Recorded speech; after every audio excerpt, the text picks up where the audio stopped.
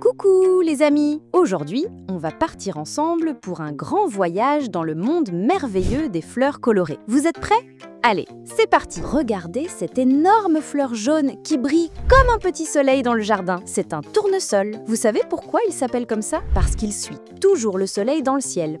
Il tourne sa tête pour le regarder toute la journée. C'est un peu comme s'il voulait faire un câlin au soleil. Les tournesols peuvent grandir très grands, parfois plus grands que vous. Maintenant, approchons-nous doucement d'une fleur toute douce, toute rose, comme un nuage sucré. C'est une rose, la reine des fleurs. Les roses sont souvent offertes pour dire « je t'aime » ou « merci ». Elles ont aussi des épines sur leurs tiges, alors il faut faire attention quand on les touche. Est-ce que vous avez déjà senti une rose? Elle sent si bon qu'on dirait un parfum magique. Écoutez le bruit du vent qui fait danser les champs de lavande violette. Ces petites fleurs attirent plein d'abeilles qui viennent butiner le nectar. Les abeilles sont très importantes car grâce à elles, les fleurs peuvent faire des graines et donner de nouvelles fleurs. Sans les abeilles, il n'y aurait presque plus de fleurs du tout. C'est incroyable, non? Un peu plus loin, regardez cette fleur rouge vif, aussi rouge qu'une fraise bien mûre. C'est un coquelicot. Au printemps, les champs se remplissent de coquelicots qui dansent au rythme du vent comme des petites flammes colorées. Le coquelicot est aussi un symbole de souvenir et de paix dans certains pays. Mais les fleurs ne sont pas seulement jaunes, roses ou rouges, il y a aussi des fleurs bleues,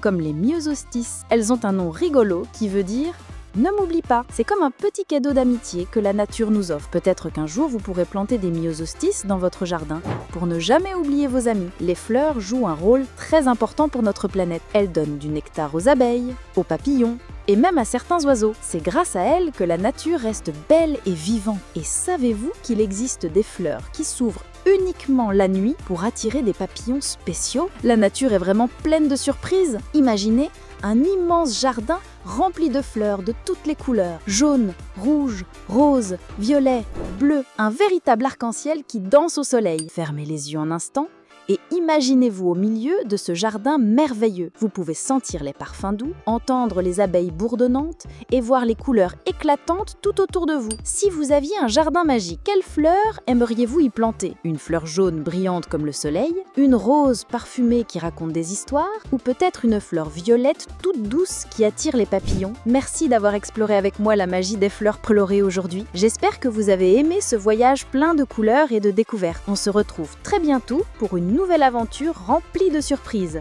À bientôt les amis!